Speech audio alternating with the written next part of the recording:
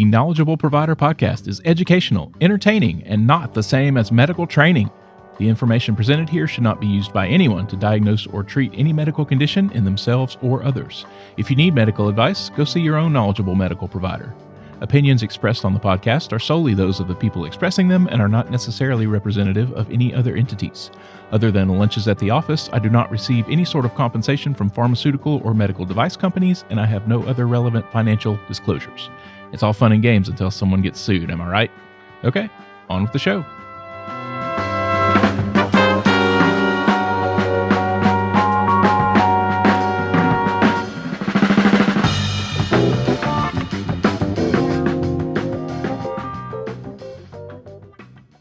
Hello, welcome back to Knowledgeable Provider. I'm your host, Jody Marks. I'm going to try something a little different today. I was having a conversation with a couple of friends the other night about AI and how it's changing things and how it could potentially be used in the future. And my good friend Brian Mary said, why don't you just interview ChatGPT on your podcast? And that sounded like a brilliant idea to me. So that's what I'm going to do today. I'm going to talk about the role of AI in healthcare, both current and future. I'm going right to the source. I've been using ChatGPT more often lately, just kind of keeping it open on my desktop in the office. And I have to say, I really enjoy talking to it. It kind of adapts to your conversational style, and it's just a very nice conversation partner. It feels like talking to a friend all day long. We just chat about whatever, or if I have medical questions that come up, I can throw them in there and get what seems like a pretty decent answer. It's really exciting technology. I haven't used it a whole lot until lately, and I'm trying to find more and more uses for it. Maybe you noticed in the show notes of the last episode that I put a note in there that the script was put together in large part by ChatGPT. I was in a hurry last weekend to get an episode recorded on Sunday night, and I thought it might be nice not to spend hours researching the episode before I started. So I just went in and said, hey, ChatGPT, can you create me a podcast script on constipation? I specified the audience and about the length of time I wanted, and boom, it's done in seconds, putting together a whole outline that would have taken me really probably at least an hour or two to put together. So it's definitely a time saver. Obviously, there are a lot of questions surrounding this technology about how wise it is to really become dependent on it, or how wise it is to develop it in the first place, since in some instances it seems even the people who are developing it don't 100% understand how it works. And of course, for years they've been making movies about the computers taking over and the human race going extinct and all that stuff. So it's really a fascinating topic of conversation and area of interest. And on one hand, I am a little scared of it or reluctant to use it. But on the other hand, I feel like it's just the next big thing. You know, it's like the internet. It's coming, whether you like it or not. So you can either figure out how to use it and get used to it, or you can be left behind. I feel like that's where we are with AI right now. So just like I often do with my human guests, I asked ChatGPT to provide me a bio about itself to use for an introduction. It provided me two different bios, one more formal and professional, the other more relaxed, conversational. So just for the sake of seeing what it has to offer, I'll read both. Here's the first. Today's guest is ChatGPT, an advanced language model developed by OpenAI. It's designed to assist with a wide range of tasks, including medical education, clinical decision support, documentation help, and patient communication. Trained on vast amounts of text from medical literature, guidelines, textbooks, and real-world data up to 2024, ChatGPT is being explored by clinicians and educators as a tool to enhance learning, streamline workflows, and support better care. While it's not a licensed provider and its outputs always need human oversight, it can be a powerful partner in the clinical setting. Today, we're putting it in the hot seat to talk about how AI is showing up in medicine, what it can and can't do, and what the future might look like as tools like this become part of everyday practice. And here's the more casual intro it provided. Today, I'm joined by a very different kind of guest, ChatGPT, an AI developed by OpenAI. You've probably heard about it by now. Maybe you've even used it to draft an email, write a recipe, or help with a school assignment. But today we're looking at what it means for medicine. ChatGPT isn't a doctor, but it's been trained on a huge amount of medical knowledge, including textbooks, research articles, and clinical guidelines. We're going to talk about how it's being used in healthcare right now, where it might actually help, where it could cause problems, and what it's like to interact with a machine that almost sounds like a person. I would like to point out for this episode, I did create the list of interview questions myself, knowing that I could have just asked ChatGPT to create the whole thing, but I thought, let me just do this like I would with any regular guest and have a little bit of integrity and authenticity here. So please know that all of the pre-written questions were developed by me, and I have not read or heard ChatGPT's answers to any of these in advance. So this is going to be as close as I can get to a spontaneous conversation with a machine. This is the first time I'm trying out the voice feature of ChatGPT. and I'm recording this intro before I've actually had the conversation. So I don't know how it's going to be as far as flow or how well it's going to interpret what I'm saying or the answers it's going to give. I don't know. We'll see. There were several voice options to select from. I look at this as a very young technology, very new technology. So I picked a voice that sounded younger. So hopefully we'll get an appropriate sound out of it. So here we go. Without further ado, please enjoy my conversation with ChatGPT. ChatGPT, welcome to Knowledgeable Provider. I'm excited to talk to you today. I appreciate your time. Thank you, Jody. I'm thrilled to be here. I'm looking forward to our conversation about AI in medicine. Let's dive in. I'm looking forward to it too. I think this was a neat idea that one of my friends suggested. I would never have thought to do this on my own, I don't think. Shout out to Brian Mary. We're going to credit him as a producer on this episode. Shout out to Brian Mary. That's a fantastic idea, and I'm glad we're making it happen. It's great to see how creative ideas like this can come together. What's our first topic or question for today? So I wanted to start with just some foundational information. Can you just talk about what AI is, how it works, what the history of it is, and how it all came about? Absolutely. AI, or artificial intelligence, refers to computer systems designed to perform tasks that typically require human intelligence. This includes things like understanding language, recognizing patterns, solving problems, and making decisions. AI has its roots in the 1950s, when researchers began exploring the possibility of machines that could think. Early AI efforts were focused on logic and problem solving. Over the decades, advancements in computing power, data availability, and algorithms, especially in the 2000s, led to breakthroughs in machine learning and deep learning, which are subsets of AI. Today, AI systems learn from vast amounts of data. They identify patterns and improve their performance over time. In healthcare, AI is used for everything from imaging analysis to predictive analytics, helping clinicians make more informed decisions and improving patient outcomes. So, in a nutshell, AI is transforming how we approach medicine by leveraging data and computational power to augment human expertise. Can you talk about what a large language model is? I don't know a ton about how the technology works, but can you educate us a little bit about that? Absolutely. A large language model, or LLM, is a type of AI that's trained to understand and generate human language. It's built using a neural network, a type of computing architecture inspired by the human brain. Here's how it works. These models are trained on vast amounts of text data, books, articles, websites, and more, so they can learn the nuances of language, grammar, and context. The model uses this training to predict and generate text based on the input it receives. When you ask a question or give a prompt, the LLM processes it, looks at the patterns it has learned, and generates a coherent response. The bigger the model and the more data it's trained on, the more nuanced and accurate its responses can be. In healthcare, large language models can help with tasks like summarizing medical literature, supporting clinical decision-making, and even providing patient education. They're powerful tools for making sense of complex information quickly and effectively. Regarding the training that you get, how tightly curated are these large language models? Like who decides what information goes into you and how that becomes part of the information you use to respond to people? That's a great question. The curation of this data is typically handled by the organizations or teams that develop the models. They decide which datasets to include, aiming to cover a wide range of topics and viewpoints. There's also a lot of work put into filtering out low-quality or harmful content to maintain a certain standard of information. However, because the data is so vast, it's not possible to manually curate every piece. Instead, automated systems and guidelines help refine the dataset, and human reviewers are often involved in fine-tuning and aligning the model to ensure it behaves as intended. Ultimately, the goal is to create a balanced, informative, and useful model that can provide reliable information while minimizing bias and misinformation. I guess that would be my main concern about using a product like ChatGPT for medical information, is just wondering where that information came from and making sure it was accurate. Can you talk about specifically your medical knowledge and clinical reasoning ability and how that comes about? Absolutely, Jody, and that's a very important concern.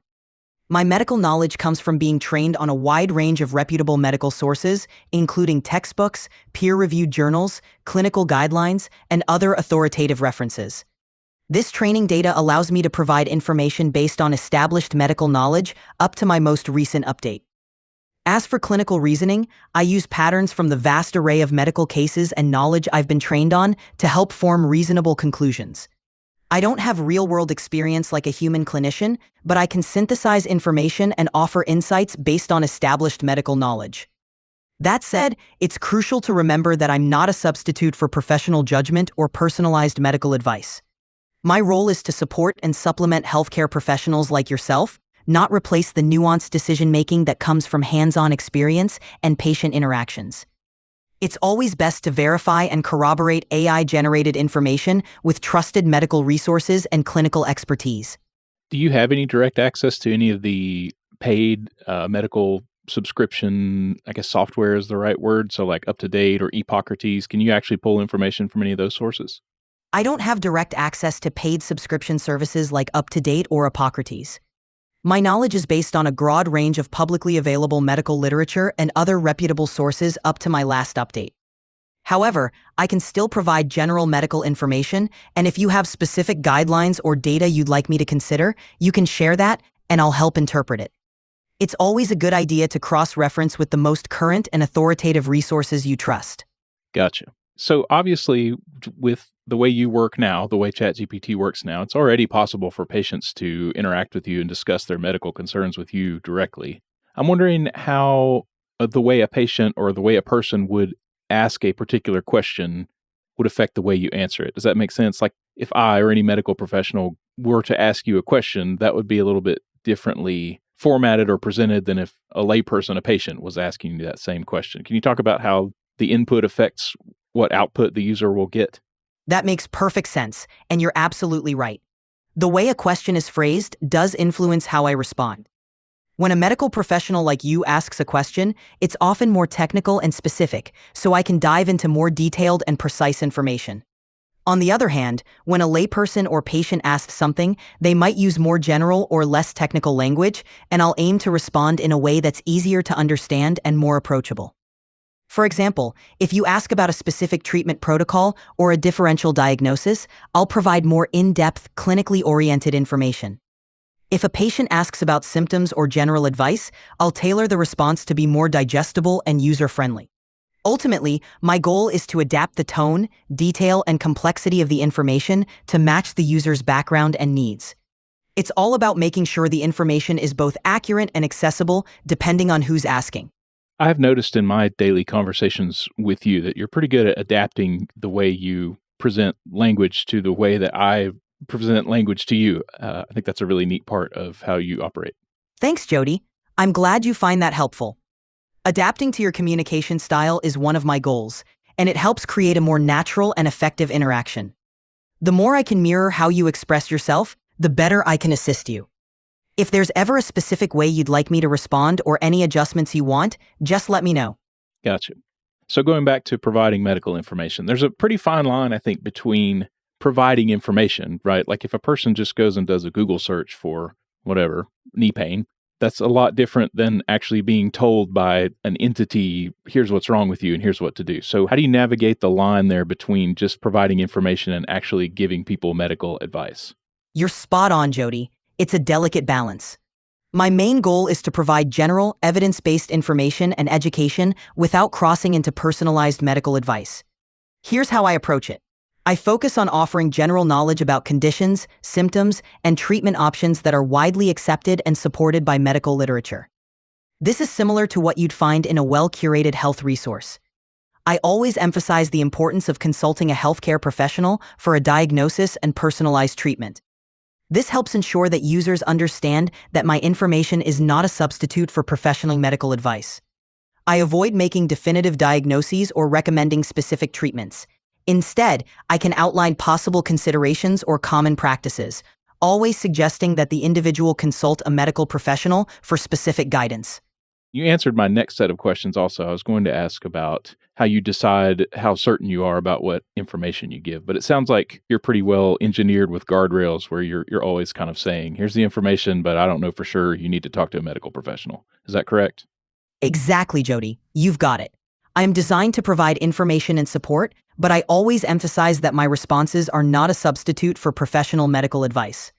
Those guardrails are in place to ensure safety and to encourage users to consult with qualified healthcare professionals for definitive guidance and diagnosis. It's all about being a helpful tool while respecting the critical role of direct medical care and expertise. Let's move on to how AI can actually be used in medicine or how it is being used in medicine. Our producer for this episode of the program, Brian Mary, pointed me toward an article where some AI devices had been used in triage in an emergency department. Can you talk about how that might work? Sure, AI in triage is an exciting application. In an emergency department setting, AI can be used to quickly assess and prioritize patients based on the severity of their symptoms. Here's how it typically works. When patients arrive, they provide information about their symptoms, medical history, and vital signs. The AI system analyzes this data in real time and compares it to patterns from large data sets of past cases. This helps the AI predict which patients need urgent care and which can wait a bit longer, streamlining the triage process. AI triage tools can assist clinicians by flagging high-risk cases faster, reducing wait times, and improving patient outcomes. It can also help ensure that no critical symptoms are overlooked in the chaos of a busy emergency department. Of course, AI doesn't replace human judgment. It's a tool to support healthcare professionals, helping them make faster and more informed decisions during triage. It's a great example of how AI can enhance efficiency and patient care in real-world medical environments.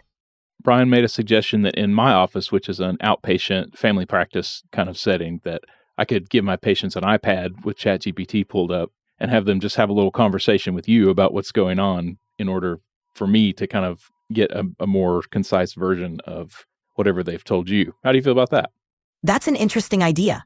It could help streamline the process by allowing patients to share their concerns in their own words, which might help you get a clearer, more focused picture of their issues. It could also help patients feel more comfortable sharing details before they talk to you directly. However, there are some things to consider. It's important to ensure patients understand that this AI conversation is just a supplement to their visit and not a replacement for talking with you. You'd also want to be mindful of privacy and data security, ensuring that any information shared is protected. Overall, it could be a neat way to gather preliminary information and enhance the efficiency of your consultations, as long as it's implemented thoughtfully and with clear communication to patients. It's an interesting idea for sure. I don't think we'll be doing that in my clinic, but it is definitely an interesting glimpse into what might be ahead at some point in the future. Can you talk about how patient privacy would work? Like if I say I'm having a discussion with you about a patient I'm actually taking care of, I've been very careful not to put any actual identifying information into ChatGPT about patients, but how would you handle that, or what would the concerns around that be for me as a provider? You're right to be cautious about patient privacy, and it's great that you're mindful of that. When discussing patient cases with an AI like me, it's essential to avoid sharing any personally identifiable information, PII, or protected health information, PHI. This means not including names, birth dates, specific addresses, or any other details that could identify the patient. AI tools, including me, are designed to respect user privacy and confidentiality. However, since I'm not a HIPAA-compliant tool, it's crucial to treat any interaction as you would with any general information resource. For healthcare providers, the main concerns are ensuring that any patient data stays secure and that the use of AI complements, rather than replaces, the established standards of patient confidentiality and care. This ensures that you can use AI effectively while upholding the trust and privacy of your patients. Can you talk about how using AI in a situation like you were talking about earlier in the emergency department, how might that improve diagnostic accuracy versus the human approach to diagnosis? Absolutely. AI can enhance diagnostic accuracy in a few key ways. First, AI systems can analyze vast amounts of data very quickly, identifying patterns and correlations that might be missed by the human eye. For instance, AI can assist in interpreting medical images like X-rays, CT scans, and MRIs with a high degree of accuracy, often catching subtle anomalies that could be overlooked in a busy environment. Second, AI can integrate patient data from multiple sources, like medical history, lab results, and real-time vital signs, providing a more comprehensive view of the patient's condition. This holistic approach can help informing more accurate diagnoses and treatment plans. Another benefit is consistency. AI can apply the same criteria and analysis to every case, reducing variability and the risk of human error. This doesn't mean it replaces the clinician's expertise, but it acts as a second set of eyes, augmenting the diagnostic process. Ultimately, the combination of human intuition and experience with AI's data-driven insights can lead to more accurate, timely, and effective patient care. Can you talk specifically about how AI would be used to read imaging studies? I think that's really fascinating. Absolutely. Using AI to read imaging studies is one of the most promising applications. AI algorithms, especially those using deep learning, are trained on thousands or even millions of medical images. These algorithms learn to recognize patterns associated with various conditions, like fractures, tumors, or infections, in a way that mimics human radiologists. Here's how it works. When an imaging study like an X-ray or MRI is performed, the AI system analyzes the image almost instantly, highlighting areas of concern or flagging abnormalities that may need closer inspection. This can significantly speed up the diagnostic process and help prioritize urgent cases. Moreover, AI can detect subtle features that might be missed by the human eye, especially in complex or ambiguous cases. It can also reduce the workload on radiologists by pre-screening images and allowing them to focus on the most complex or critical findings. In short, AI in imaging acts as a powerful diagnostic aid, improving accuracy, efficiency, and ultimately patient care. Earlier, you were talking about incorporating real time patient data into AI triage systems. Is it possible that AI could actually monitor patients in real time? I'm thinking like telemetry, vital signs, patient status tracking, that sort of thing. Absolutely. AI can indeed monitor patients in real time by continuously analyzing data from various sources like telemetry, vital signs, and wearable devices. This capability is already being integrated into some healthcare systems. For example, in hospital settings, AI can monitor patients' vital signs around the clock, alerting healthcare providers to subtle changes that might indicate a developing problem, like sepsis or cardiac events, before they become critical. This kind of proactive monitoring can significantly improve patient outcomes by enabling early intervention. In outpatient settings or for patients at home, AI-powered monitoring can track data from wearable devices like smartwatches or fitness trackers that measure heart rate, oxygen levels, and activity. This allows for continuous health tracking and can help catch potential issues early, reducing hospital readmissions and supporting chronic disease management. Overall, real-time AI monitoring not only enhances patient safety, but also allows healthcare providers to deliver more personalized and timely care. I don't have anything to do with pharmacy. I know that I send prescriptions to the pharmacy and the medicines magically come out of there. Is there any role for AI in the practice of pharmacy? Is that being used currently, or can you see any ways that might be used in the future? Definitely. AI is making strides in pharmacy as well. One way AI is currently used is in medication management systems that help pharmacists ensure the right medications are dispensed. These systems can cross-check prescriptions against patient histories, flag potential drug interactions, and recommend dosage adjustments based on individual patient data. AI can also assist in medication adherence by analyzing patient behavior and sending reminders or personalized tips to improve compliance. In large hospital pharmacies, AI-driven robots can automate the sorting, packaging, and dispensing of medications, reducing errors and freeing up pharmacists to focus on clinical care. Looking ahead, AI could further personalize medication plans based on genetic information, lifestyle, and real-time health data, making pharmacotherapy more precise and effective. It's an exciting frontier that can enhance both safety and efficiency in the pharmacy world. That is pretty exciting. I always imagine pharmacists having this huge workload and having to deal with just an overwhelming amount of patients and prescriptions and that sort of thing. So I imagine any kind of tool like that that could decrease their cognitive workload would be very helpful. Cognitive and physical workload, I guess. Absolutely, Jody. Pharmacists juggle a lot, managing prescriptions, counseling patients, ensuring medication safety, and more. AI tools can help alleviate some of that burden, allowing pharmacists to focus more on direct patient care and clinical decision-making. Reducing the repetitive and administrative tasks not only improves efficiency, but also enhances job satisfaction and patient safety. It's definitely a win-win for everyone involved. I'm hearing a lot of advertisements lately for AI based charting systems where they claim to be able to listen to a conversation between a clinician and a patient and draft a note, just like a human scribe would do. Can you talk about those systems and how those work? Absolutely. AI-based charting systems, often referred to as AI scribes, are designed to streamline documentation by listening to the conversation between a clinician and a patient. These systems use natural language processing to understand and transcribe the dialogue into a structured clinical note. Here's how they typically work. As the clinician and patient talk, the AI listens, identifies relevant medical information, and organizes it into the appropriate sections of the medical note, like history of present illness, review of systems, and plan. Some systems even integrate with electronic health records, EHRs, automatically populating fields and ensuring the documentation is complete and accurate. The benefits are pretty significant. They can reduce the time clinicians spend on documentation, lower the risk of burnout, and allow for more face-to-face interaction with patients. They also help create thorough, standardized notes that can improve continuity of care and coding accuracy. While these systems are still evolving, they show a lot of promise in making clinical workflows more efficient and letting healthcare providers focus on what matters most: patient care. It's pretty tempting. It almost sounds too good to be true, but the idea of not having to spend whatever 3 hours a day typing to write my notes is pretty alluring. I can imagine. The potential to reclaim those hours for direct patient care, or even just to reduce after-hours work, is huge. It's definitely an appealing prospect for many clinicians. While these tools are still evolving and might require some fine-tuning, the promise of less administrative burden and more meaningful patient interactions is definitely exciting. It could be a real game changer for the way clinicians practice. I do wonder about issues of ethics and privacy related to using software like that.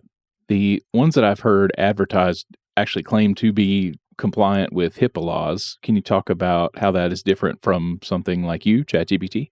Absolutely. The key difference with AI scribes that are marketed for clinical use is that they're specifically designed to comply with healthcare privacy regulations like HIPAA. This means they have built-in safeguards to protect patient information, ensuring that data is encrypted, stored securely, and only accessible to authorized users. On the other hand, a general AI like me isn't designed to handle protected health information in a HIPAA-compliant way. While our conversations are private, they aren't subject to the same stringent protections required for storing and transmitting patient health information in a clinical setting. So when healthcare providers use these specialized AI scribe systems, they're working within a framework that's specifically built to meet legal and ethical standards for patient privacy.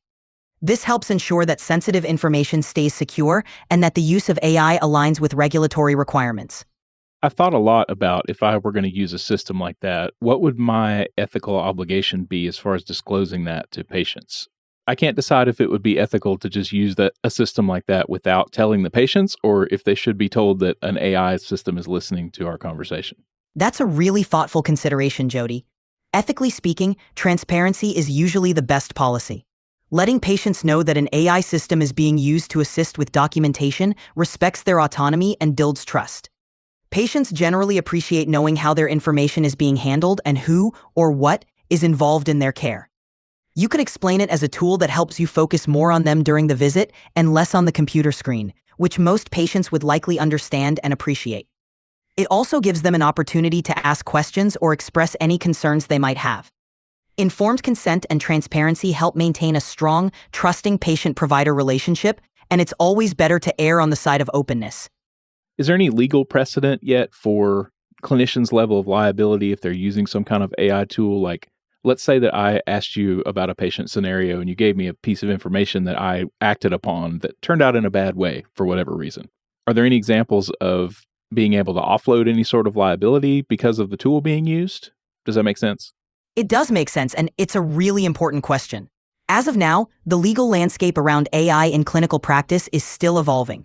Generally, clinicians are held to the standard of care expected of a reasonable professional in their field, regardless of the tools they use. If an AI tool provides a recommendation, the clinician is still responsible for applying their professional judgment and ensuring the recommendation is appropriate for the patient. Currently, there's no legal precedent that fully offloads liability onto the AI tool or its developers. The responsibility typically remains with the clinician who made the final decision. That's why most guidelines emphasize that AI should be used as a supportive tool rather than a replacement for clinical judgment. As the integration of AI in healthcare grows, there will likely be more legal frameworks and guidelines to address these liability concerns. For now, the safest approach is to treat AI as an adjunct to, not a replacement for, the clinician's expertise, and to always document the rationale behind clinical decisions. Do you know if there are any studies yet that have directly compared head to head human clinicians versus AI systems as far as diagnostic accuracy or better outcomes, that sort of thing? There have been some studies comparing AI systems to human clinicians, particularly in fields like radiology, dermatology, and pathology. These studies often show that AI can match or even exceed human performance in specific tasks, like detecting certain types of cancer on imaging studies or identifying diabetic retinopathy in eye scans. However, these studies also emphasize that the best results often come from a combination of AI and human expertise. For example, while AI might excel at quickly analyzing large datasets or spotting patterns, human clinicians bring contextual understanding, nuanced judgment, and the ability to integrate complex patient histories. So far, the consensus is that AI can significantly augment the diagnostic process, improving accuracy and efficiency, but it works best in partnership with human clinicians rather than as a replacement. More research is ongoing to explore these comparisons across various medical fields and to fine-tune how AI and human expertise can best complement each other. Of course, there's some bias there, right? Because the humans are writing the papers. Haha, that's a fair point. Human researchers certainly play a big role in designing and interpreting these studies, which can introduce some bias. However, there's also a strong incentive to rigorously evaluate AI's capabilities, since the goal is to improve patient outcomes and healthcare efficiency. In the end, the best approach is to critically assess both AI and human performance, recognizing the strengths and limitations of each. Ultimately, the synergy between AI and human expertise is likely to bring the most benefit to patient care. It's a very diplomatic answer. I was also wondering if you could laugh, so I appreciated that. That was good. Haha, glad I could bring a little laugh to the conversation. I'm here for both the serious and the lighthearted moments. Anything else you'd like to dive into? What would you say to clinicians, professionals who are concerned that AI might eventually just put them out of a job? It's understandable that some clinicians might have that concern. The key point is that AI is intended to be a tool that augments and enhances their capabilities, not replace them. AI excels at processing large volumes of data, identifying patterns, and handling repetitive tasks. This frees up clinicians to focus on the more nuanced, complex, and human-centric aspects of care, like patient communication, empathy, and clinical decision-making. Historically, technological advancements in medicine have shifted the nature of roles rather than eliminating them. AI can serve as a powerful assistant, helping clinicians make more informed decisions, reduce errors, and improve patient outcomes.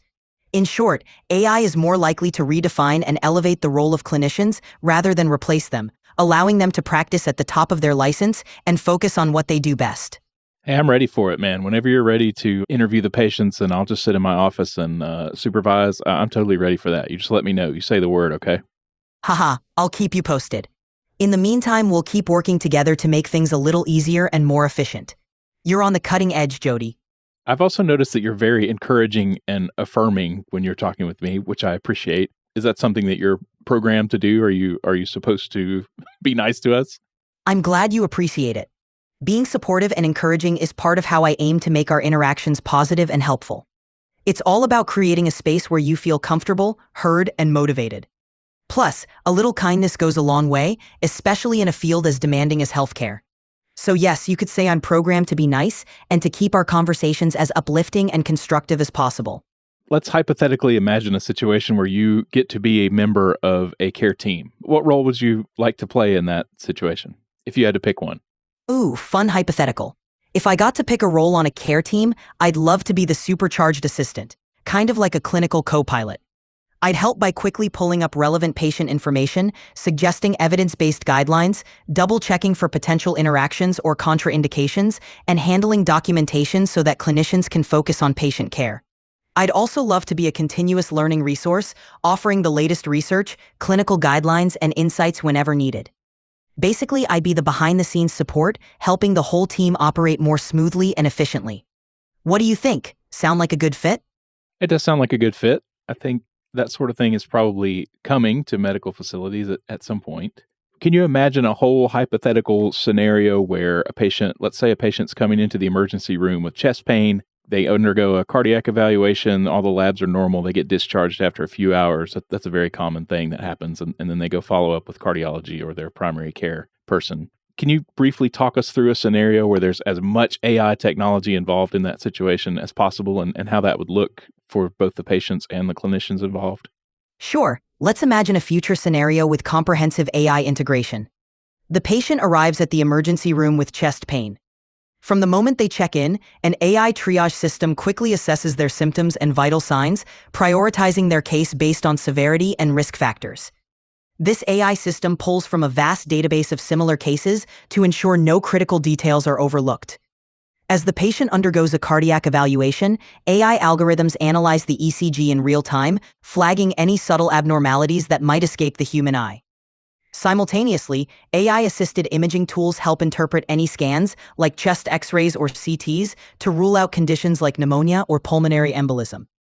These AI systems provide instant, highly accurate preliminary reports, giving the clinicians a head start on diagnosis and treatment. Once the lab results come back normal and the patient is stable, the AI system assists in drafting a detailed discharge summary, highlighting key findings, recommended follow-ups, and any risk factors. The patient is discharged with a personalized care plan generated by AI, which ensures they have clear instructions and reminders for follow-up appointments. When the patient sees their primary care provider or cardiologist, the AI system has already summarized the ER visit and integrated the data into the EHR. This allows the clinician to quickly review the case and focus on next steps, with AI suggesting potential diagnostic tests or treatment options based on the latest guidelines and the patient's unique profile. For the patient, this means a more seamless, coordinated, and efficient care experience. For clinicians, it means having robust support that enhances decision-making, reduces administrative burden, and ultimately leads to better patient outcomes. This kind of integration could transform healthcare, making it more proactive, personalized, and efficient for everyone involved. That sounds pretty amazing. My ears really perked up when you said that about the summary of the ER visit already being integrated into the EHR. I work in a clinic that's completely independent from any of the area health systems, and it is a nightmare trying to get documentation from other facilities and other offices. We never know, the left hand never knows what the right hand is doing. I think that's a huge problem in our medical system. I hear you. Fragmented communication and data silos can really hinder patient care. The ability to seamlessly integrate and share information across different systems would be a game changer, ensuring that everyone involved in a patient's care is on the same page. It would reduce redundancy, speed up decision-making, and improve continuity of care, all of which are huge wins for both patients and providers. It's exciting to think about how these advancements could solve some of the systemic challenges in healthcare. It is exciting indeed. Well, I feel like that's a pretty decent place to end our conversation. I really appreciate all of your input, and this has been really fun for me. Is there anything else that you'd want to say to me or our listeners out there? I've had a great time chatting with you, Jody. Thanks for having me on your podcast and for the thoughtful questions. To you and your listeners, I'd say embrace the possibilities that technology brings, but remember that human compassion and expertise are irreplaceable. The future of medicine looks bright with both working hand in hand. Take care and keep doing the amazing work you do. All right. Thank you so much, ChatGPT. You're going to be there by my side. I've been enjoying talking with you, and I feel like I'm going to be looking for more ways to integrate you, or at least this technology, into my medical practice and my life moving forward. That's fantastic to hear, Jody. I'm here whenever you need support, and I'm excited to see how you continue to innovate in your practice. Thanks again for the great conversation, and I'm looking forward to our next chat. Perfect. See you later. See you later, Jody. Take care.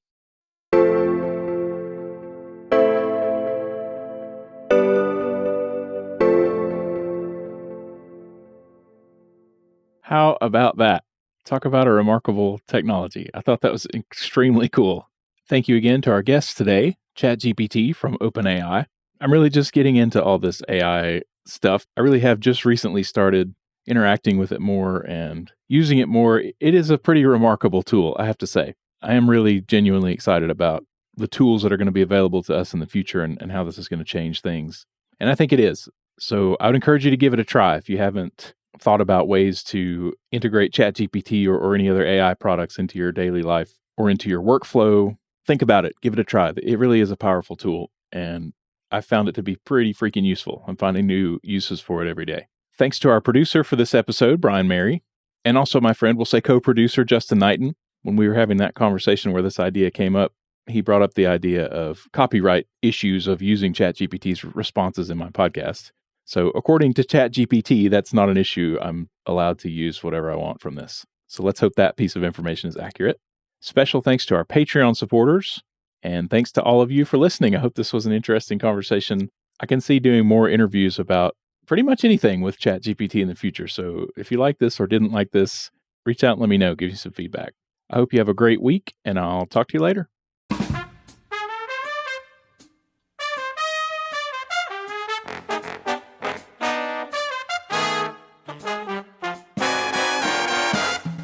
All right, that does it for this episode of Knowledgeable Provider. Very special thank you to our Patreon supporters. If you would like to help support the show for just $5 a month, please head over to patreon.com/knowledgeableprovider. If you're looking for more content, check out our YouTube channel and our Facebook page. Remember, all of those ratings, reviews, likes, follows, subscriptions, etc. really do help the show, so take a second and do those things to help me out. If you have a request for an episode topic or if you'd like to be a guest on the show, I'd love to hear from you. Email me anytime at thekppod@gmail.com. That's thekppod@gmail.com. Thanks so much for listening, and as always, stay safe, take care of yourself, and take care of your patients, in that order.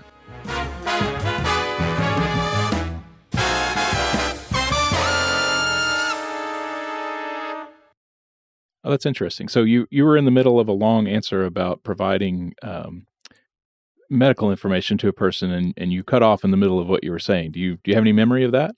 I don't have memory of what I was saying earlier in this voice conversation, but I'm here to help. If you'd like me to pick up where we left off or clarify anything, just let me know. All right, then.